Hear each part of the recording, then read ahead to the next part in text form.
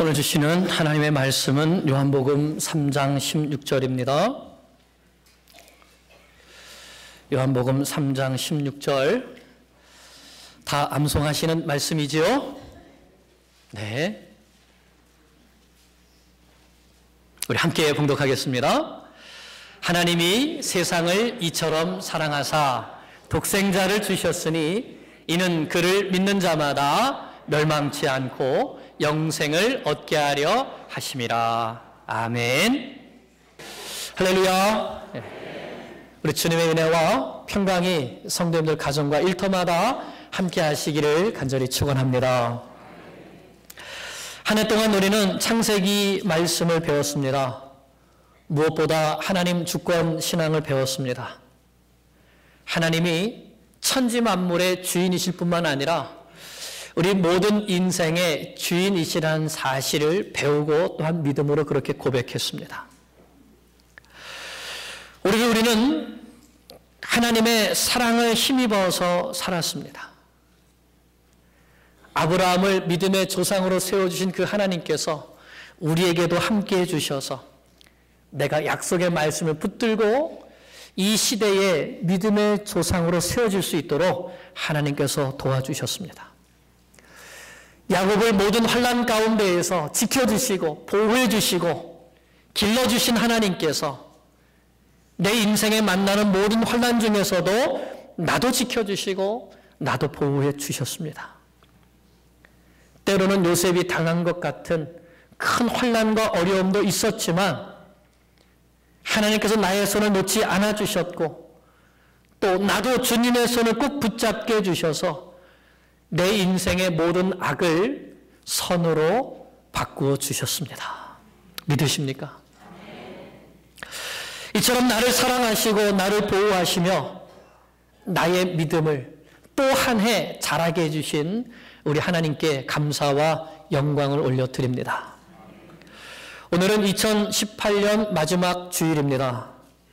이 시간에 우리가 나를 향한 하나님의 사랑을 다시 한번 더 깊이 깨닫고 그 넘치는 은혜와 사랑을 맛보고 나도 하나님을 더 사랑하기로 다시 한번 결단하는 은혜가 우리 모두에게 있기를 간절히 기도합니다.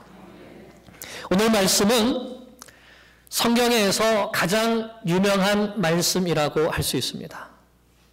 하나님이 세상을 이처럼 사랑하사 독생자를 주셨으니 이는 그를 믿는 자마다 멸망치 않고 영생을 얻게 하려 하심이라. 아마 성경 전체를 요약해주는 한 구절이 있다면 바로 오늘 이 말씀이 아닐까 생각합니다. 예수님은 모든 성경은 나에 대하여 말씀하는 것이라고 하셨습니다. 예수님이 곧 우리의 구세주가 되신다는 사실을 성경이 기록하고 있는 것입니다. 하나님께서 약속해 주신 대로 메시아 예수 그리스도를 이 땅에 보내주셔서 우리를 죄로부터 구원하여 영생을 얻게 해주신다는 것이 바로 성경의 핵심입니다.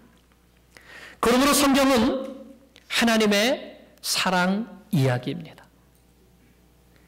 죄인들을 구원하시기 위한 하나님의 놀라운 사랑이 바로 여기 이 성경에 기록되어 있는 것입니다. 그런데 이 요한복음 3장 16절 말씀에 하나님이 세상을 사랑하셨다고 하고 있습니다. 세상을 사랑하셨다. 요한복음에서 말씀하는 세상은 우리가 살고 있는 이 세상, 이 지구, 땅덩어리를 말씀하는 것이 아닙니다. 요한복음 말하는 세상은 철저하게 하나님을 거절하고 예수 그리스도를 배척하며 자기 욕심을 따라서 온갖 죄를 짓고 있는 바로 모든 죄인들을 말씀하는 것입니다. 요한복음 1장 9절 10절 말씀을 보면 참 빛이신 예수님께서 이 세상에 오셔서 각 사람에게 생명의 빛을 비춰주시는데 세상은 그를 알지 못하고 또한 세상은 그를 영접하지 못하는 것을 말씀하고 있습니다. 요한복음 16장 8절 말씀에서는 성령님께서 오시면 죄에 대하여, 의에 대하여, 심판에 대하여 이 세상을 책망하신다고 말씀하셨습니다. 하나님을 거역하고 그리스도를 배척하면서 자기 영광을 위하여서 살아가는 죄인들이 바로 요한복음이 말씀하는 세상입니다. 그런데 하나님은 바로 그런 세상을 사랑하셨다는 것입니다. 하나님을 배척하고 거절하는 그 세상, 그 죄인들을 사랑하셨다는 것입니다. 그리고 지금도 사랑하고 계신다는 것입니다. 사랑하는 여러분, 그런데 나를 가만히 살펴보면 내 안에도 이 세상이 있지 않습니까? 주님을 알지 못하는 사람처럼 행동하고, 때로는 주님을 모르는 사람처럼 배척하고, 때로는 나의 영광을 위하여서 살아가는 이 세상의 모습이 나에게도 있지 않습니까? 우리가 한 해를 시작하면서 하나님의 말씀을 붙들고 그 말씀에 순종하면서 믿음으로 살겠다고 다짐했지만, 한 해를 돌아보면 여전히 우리 안에 미움이 있었고, 다툼이 있었고, 시기도 있었고, 분냄이 있었습니다.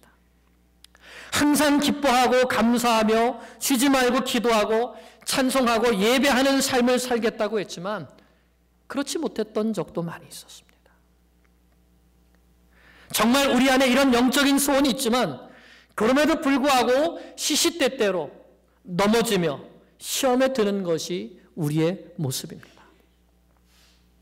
주님은 우리에게 나에게 더 가까이 오라고 말씀하시지만, 나와 함께 있자고 말씀하시지만 그 주님을 조금 멀리하고 내 마음대로 살고 싶어 했던 것이 바로 우리의 모습입니다. 한 해를 돌아보며 내가 주님께 드린 것과 내가 이 세상 살아가면서 나를 위해서 살아간 것들을 비교해 보면 한없이 부끄러워지는 것이 우리의 모습입니다. 열심히 품고 주님을 섬겨야 하는데 때로는 그러지 못하고 좀 더 자자, 좀 더 눕자고 한 것이 우리의 모습입니다. 저도 2018년 한 해는 좀 더 예수님을 바라보자고 씨름하면서 시작했습니다. 좀 더 예수님을 생각하고 아침에 눈 뜰 때부터 저녁에 잠자리에 들 때까지 성경 말씀 속에서 나의 예수님을 만나고 나를 향한 예수님의 음성을 듣고 그 예수님을 좀 더 닮아가고자 씨름했습니다. 그런데 한 해를 지나고 보니까 이루어 놓은 것이 별로 없어 보이기도 합니다. 내 모습이 좀 더 주님을 닮고 내 마음이, 내 성품이, 내 섬김이 더 주님을 닮아갔는가를 돌아볼 때 그렇지 못합니다. 그것이 제 모습입니다. 그런데 한 해를 지나면서 더 깊이 느끼는 것은 그럼에도 불구하고 하나님께서 여전히 저를 사랑하실 뿐만 아니라 이전보다 더한 사랑으로 사랑해 주신다는 것입니다.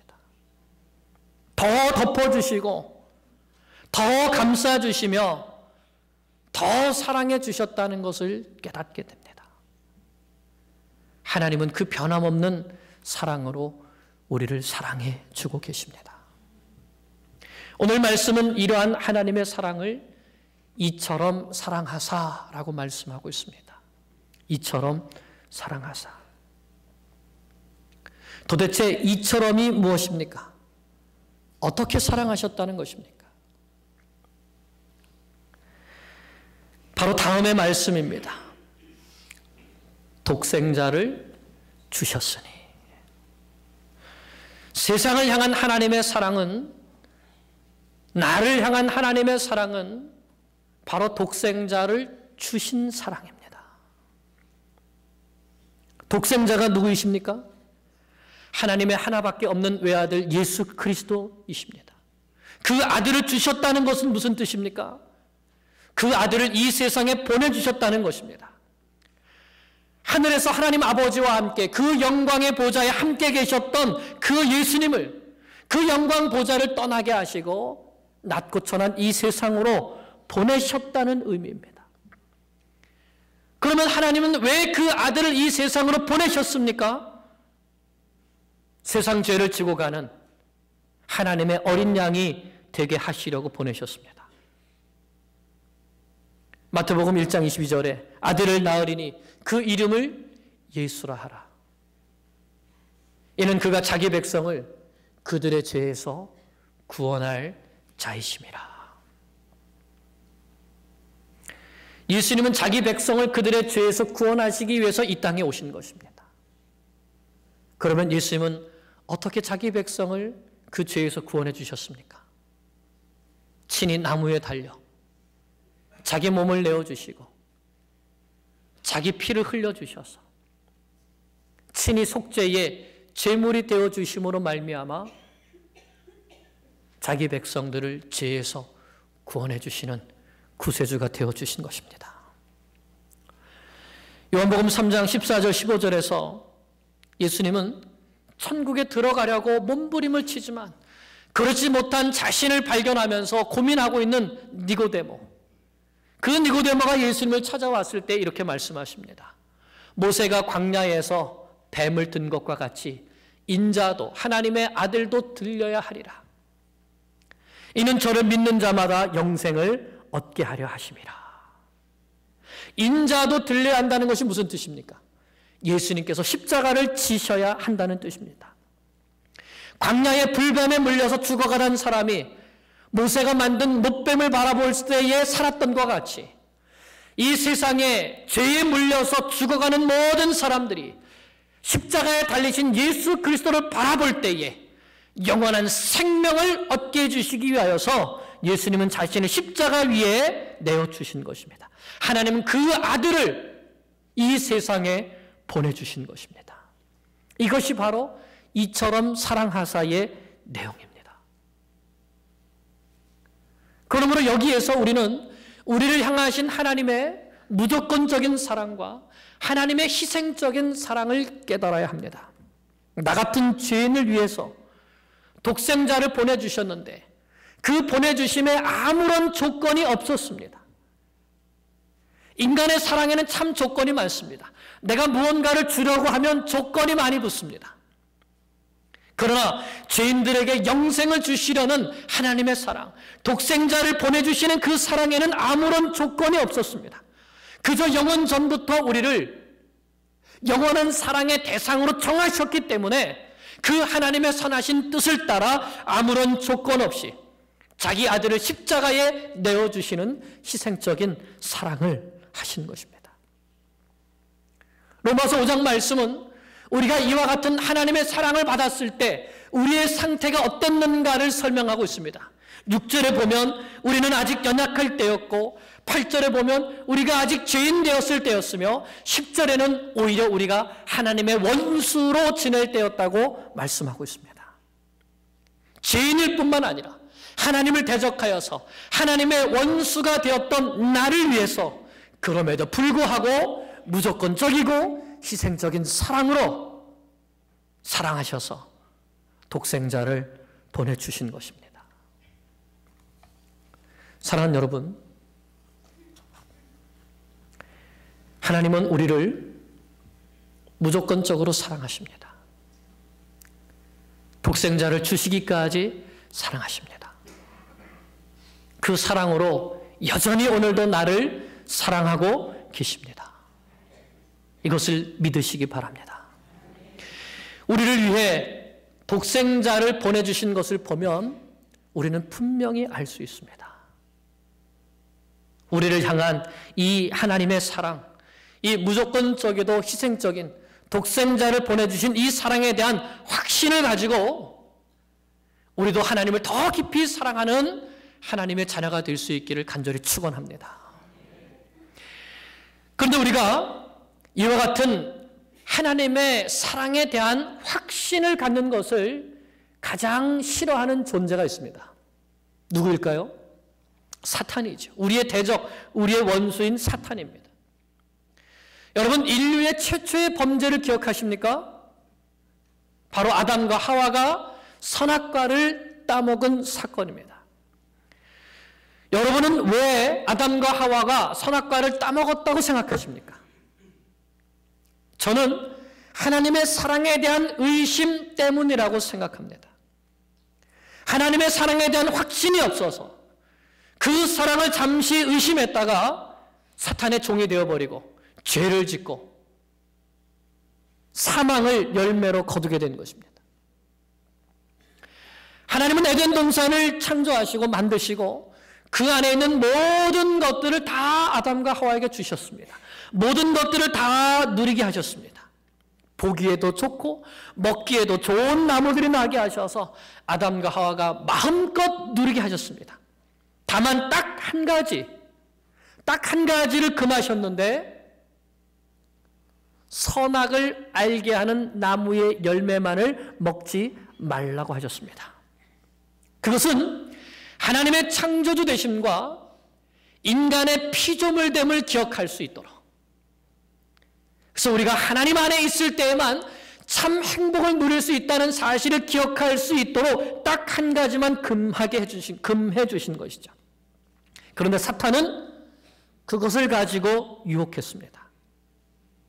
마치 하나님께서 그들을 사랑하지 않으셔서 그러신 것처럼, 이미 사람을 지으실 때 하나님의 형상을 가지고 지으셨는데, 하나님의 형상이 이미 우리 가운데 있고 하나님께서 지으신 모든 천지 만물들을 다스리고 정복하도록 다 맡겨주셨는데, 마치 아직도 뭔가 부족한 것처럼, 하나님께서 무언가 주기 싫어서 감춰놓으신 것이 있는 것처럼, 그 선악과를 먹는 날에는 하나님과 같이 될 거야. 그들의 마음속에 하나님의 사랑에 대한 의심을 심고 회의를 심어서 그 의심 한마디로 인해서 범죄하고 이 세상에 죄가 들어오게 되었던 것이죠. 오늘날에도 이 선악과의 사건은 여전히 우리 안에서 동일하게 일어나고 있습니다. 사탄은 똑같이 오늘도 우리를 유혹합니다. 마치 하나님께서 우리에게 최고로 좋은 것을 주실 수 있는데 그렇지 않으신 것처럼, 우리를 사랑하지 않으셔서 우리를 힘들고 어렵게 만드시는 것처럼 하나님의 사랑에 대한 의심을 심으려고 노력합니다. 그리고 그 의심에 빠지게 되면 신앙의 회의가 오게 되는 것이죠. 사람의 말에 상처를 받고 다른 사람이 내게 한 어떤 행동 때문에 신앙을 버릴까 말까를 저울질합니다. 그런데 여러분, 그러지 말고 한번 내 삶을 정직하게 돌아보시기 바랍니다. 하나님께서 지금까지 내 인생을 어떻게 인도해 오셨는지, 그 하나님의 사랑과 은혜를 한번 헤아려 보시기 바랍니다. 하나님의 사랑에 대한 의심이 들 때, 만약 내가 정말 이 믿음의 삶을 계속해야 되나 말아야 되나 고민이 될 때, 사람을 보지 말고 하나님을 보시기 바랍니다. 십자가를 보시기 바랍니다. 독생자를 주셨으니 이 한마디면 충분하지 않습니까? 더 이상 다른 증거가 필요 없습니다. 이 말씀을 붙드는 사람이 바로 믿음의 사람입니다. 그리고 그 사람이 영생을 놓치지 않게 됩니다. 16절에 이는 저를 믿는 자마다 멸망치 않고 영생을 얻게 하려 하심이니라. 여러분, 이 세상에는 멸망의 길이 있고 영생의 길이 있습니다. 사망의 길이 있고 생명의 길이 있습니다. 여러분, 어느 길로 가기를 원하십니까? 멸망의 길은 곧 죽음을 말합니다. 그것도 영원한 죽음을 말합니다. 이 세상에서 참된 행복을 누리지 못하고 수고와 고생과 땀과 눈물로 인생을 살다가 이 세상을 마칠 때에도 허무함과 공허함과 온갖 두려움에 사로잡혀서 세상을 죽음을 맞이하게 되는 것이 바로 멸망입니다. 그러나 거기에 그치지 않습니다. 죽음 이후에도 하나님의 심판을 받아서 영원히 불타는 지옥 그 불못에 던져져서 영원한 고통 가운데 있게 되는 것이 바로 멸망입니다. 이 생에서의 허무한 죽음과 내세에서의 영원한 고통이 바로 멸망입니다. 그러나 하나님은 우리가 멸망에 이르기를 원치 않으십니다. 베드로후서 3장 9절에 초대교회 성도들이 예수님의 재림이 더디다고 생각할 때에 그들에게 왜 하나님께서 기다리시는가를 이렇게 말씀하십니다. 오직 주께서는 너희에 대하여 오래 참으사 아무도 멸망하지 아니하고 다 회개하기에 이르기를 원하시느니라. 아무도 멸망하지 않고 다 회개하여서 영생을 얻기를 원하시기 때문인 것이죠. 멸망에 던져져서 이제도 내세에도 영원한 고통 속에 있기를 원하지 아니하시고 하나님의 영원한 사랑을 받고 예수님을 믿고 회개하여서 저 천국에서 영원한 행복을 누리게 하기 위하여서 오늘도 참고 기다리고 계신다는 것입니다. 여러분, 영생은 어떻게 얻을 수 있습니까? 예수님을 믿는 믿음으로 영생을 얻을 수 있습니다. 독생자를 주셨으니 이는 그를 믿는 자마다 멸망치 않고 영생을 얻게 하려 하십니다. 아버지께서 독생자를 주신 목적이 바로 그를 믿고 예수님을 믿고 영생을 얻게 하려고 독생자를 주신 것입니다. 요한복음 6장 40절에 내 아버지의 뜻은 아들을 보고 믿는 자마다 영생을 얻는 이것입니다. 하나님의 뜻은 아들을 믿고 영생을 얻는 것입니다. 그것이 바로 하나님의 사랑입니다. 사랑하는 여러분, 우리 인생은 이 하나님의 사랑에 견고하게 뿌리를 내려야 됩니다. 우리의 신앙생활도 이 하나님의 사랑에 깊이 뿌리를 내려야 됩니다. 사도 바울은 사랑하는 성도들을 위해서 기도할 때 바로 그것을 위해서 기도했습니다. 에베소서 3장 16절 19절을 보면 현대인의 성경이 이렇게 번역합니다. 은혜가 풍성하신 영광의 아버지께서 성령님을 통해 여러분의 속사람을 강건하게 하시고 믿음으로 그리스도께서 여러분의 마음에 계시게 하기를 기도합니다. 그리고 여러분이 사랑의 뿌리를 깊이 내리고 기반을 다져서 모든 성도들과 함께 헤아릴 수 없는 그리스도의 사랑의 폭과 길이와 높이와 깊이를 깨달아 알고 하나님의 모든 풍성하신 은혜가 여러분에게 넘치기를 기도합니다. 바울의 간절한 기도의 제목은 그가 복음을 전하고 섬겼던 에베소 교회의 성도들이 예수 그리스도의 사랑을 깊이 알고 그 하나님의 사랑에 깊이 뿌리를 내려서 그 하나님의 풍성하신 은혜 가운데 살아가기를 원했던 것입니다.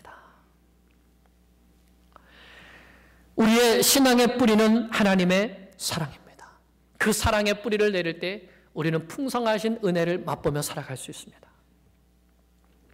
로마서 8장 35절부터 바울은 이러한 하나님의 사랑을 찬양합니다.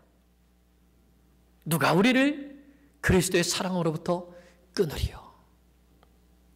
환난이나 곤고나 박해나 기근이나 적신이나 위험이나 칼이랴. 내가 확신하노니 사망이나 생명이나 천사들이나 권세자들이나 현재일이나 장래일이나 능력이나 높음이나 깊음이나 다른 그 어떤 피조물이라도 우리를 향하신 하나님의 사랑으로부터 우리를 끊을 수 없느니라. 이 세상 그 무엇도, 이 세상 그 누구도 우리를 향하신 하나님의 사랑에서 결코 끊을 수 없는 것입니다. 왜냐하면 이 사랑을 하나님께서 붙들고 계시기 때문입니다. 여러분, 이 사랑에 뿌리 내리시기를 원합니다. 그 은혜 가운데 풍성하게 거하시기를 원합니다. 그리고 이 사랑을 들고 나가시기를 원합니다. 이 사랑을 전하시기를 원합니다. 이 사랑에 대한 확신이 있었기 때문에 초대교회 성도들은 순교의 자리에까지 담대하게 나아갈 수 있었습니다. 이 사랑에 대한 확신이 있었기 때문에 먼 곳에 나가서 복음을 전하는 그곳까지 생명을 바쳐가며 선교하는 분들이 있게 되었던 것입니다. 사랑하는 여러분, 나를 사랑하셔서 독생자를 주신 이 하나님의 사랑을 분명히 깨닫고 믿으시고 영생의 길을 걸어갈 수 있기를 축원합니다. 어제 북아프리카에서 선교하시는 박한별, 이은정 선교사님 편지를 받았습니다. 그 내용을 잠시 소개하려고 합니다.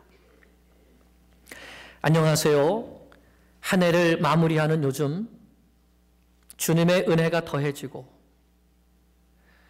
가족들, 친구들과 함께 모여 사랑과 감사의 마음을 나누시는 시간이 있으시기를 기도합니다.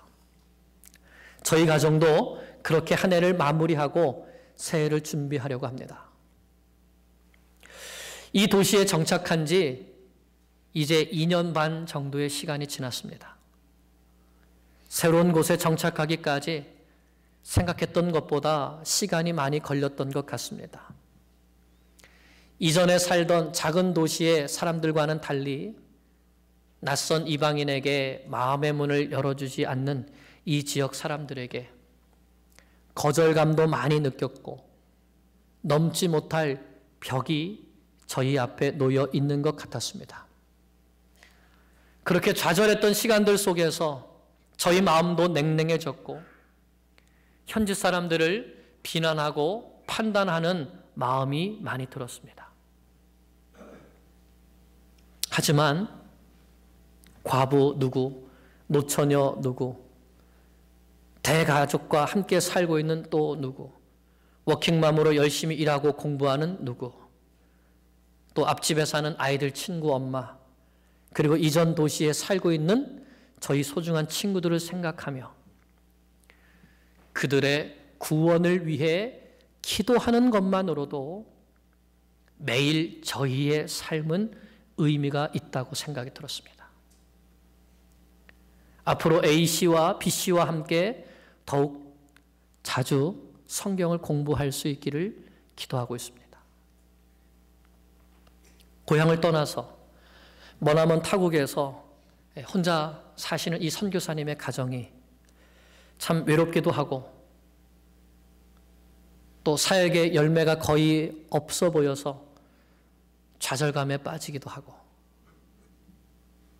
얼마나 외롭고 힘들겠습니까? 그런데 그곳에 있는 한 영혼 한 영혼, 아직 예수님을 영접하지 않았지만 그들이 하나님의 사랑을 받아들이고 예수 그리스도를 믿기를 간절히 소망하면서 그 영혼들을 위하여서 한 영혼 한 영혼 위하여서 기도하는 것만으로도 우리가 여기에 있는 삶의 의미가 있다고 하는 이 말씀, 그 속에서 저는 하나님의 사랑을 발견하게 됩니다. 이 땅에 오셔서 우리를 구원하시기 위하여서 간절히 기도하시면서 한 영혼 한 영혼을 찾아가시고 섬겨주신 예수님의 사랑의 모습이 바로 이 모습이 아니겠습니까? 이분들뿐만이 아니죠. 왜 이렇게 많은 분들이 그 땅에 외롭게 거기 그렇게 계실까요? 하나님의 사랑 때문입니다. 그리스도의 사랑에 깊이 뿌리 내렸기 때문입니다. 그래서 어렵지만, 힘들지만, 외롭지만, 열매가 없어 보이지만 한 영혼 한 영혼을 하나님께 맡겨드리면서 기도함으로 하나님의 사랑을 전하고 계신 것입니다.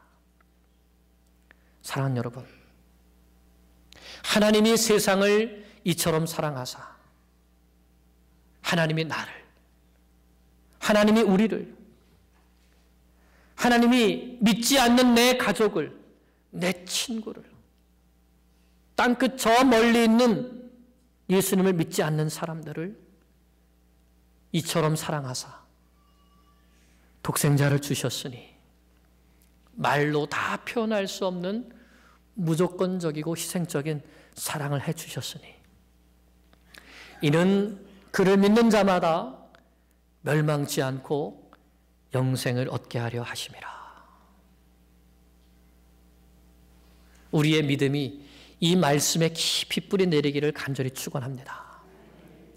나를 향한 하나님의 사랑, 변함없는 사랑, 그 사랑에 깊이 뿌리 내리고 영생을 소유하며 흔들림 없이 더 주님을 사랑하고 믿음의 길을 달려갈 뿐만 아니라 이제는 이 사랑을 세상 가운데 전파하는 주의 백성들 되시기를 간절히 축원합니다.